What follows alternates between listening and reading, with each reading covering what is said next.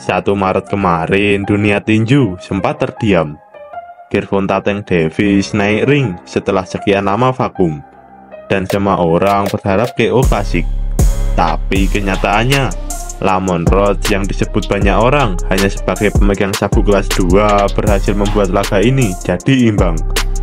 Apakah ini sinyal kemunduran Gervonta, atau justru strategi licik Lamont Roach yang berhasil menahan ledakan Gervonta? Kita bongkar semuanya di preview rematch yang sudah mulai panas sejak hasil imbang kemarin. Buat yang belum kenal, Lamont Roach bukan petinju viral, bukan juga pemegang rekor KO mengerikan, tapi dia petinju teknis, sabar, dan keras kepala. Di atas kertas, Gervonta unggul di segala sisi: power, popularitas, dan pengalaman di laga besar. Tapi Roach punya satu hal yang bikin Gervonta frustasi: dia nggak takut, dan yang lebih penting, dia nggak terburu-buru. Dalam 12 ronde kemarin, Roach menunjukkan salah satu taktik paling old school: keluar masuk, jab tipis, ganggu ritme, bahkan nggak kasih celah Gervonta buat ngeset power punch-nya. Gervonta kelihatan bingung. Beberapa kali dia mendaratkan hook kiri yang bisa bikin lawan tidur, tapi Roach tetap berdiri. Dan setelah ronde 8, power Gervonta mulai menurun. Apakah karena usia, apa karena vakum terlalu lama, atau justru karena dia meremehkan Roach? Beberapa analis bahkan bilang ini versi paling datar dari Gervonta yang pernah mereka lihat. Gak ada killer instinct, gak ada urgensi, dan untuk pertama kalinya gak ada tank moment yang bisa nyuri pertarungan. Dan disinilah episode paling absurd dari malam itu dimulai. Bukan cedera, bukan sepatu, tapi minyak rambut. Yap, lo nggak salah denger.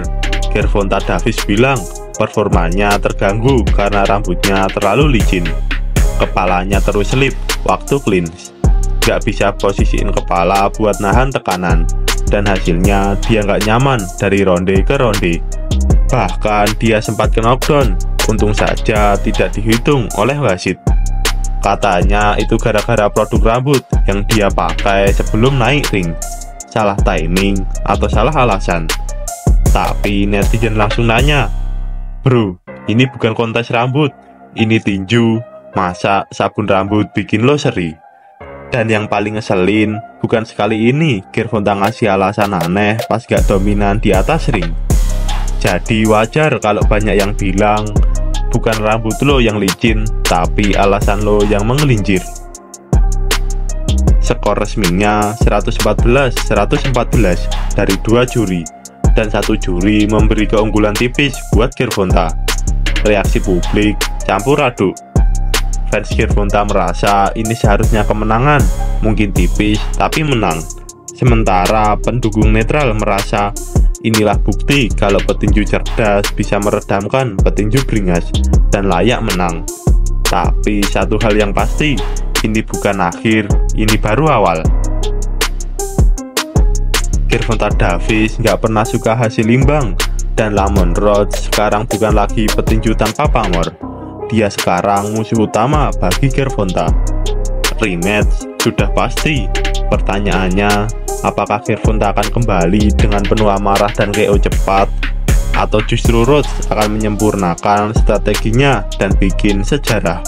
Satu hal yang pasti, kita semua akan nonton salah satu rematch yang ditunggu-tunggu tahun ini.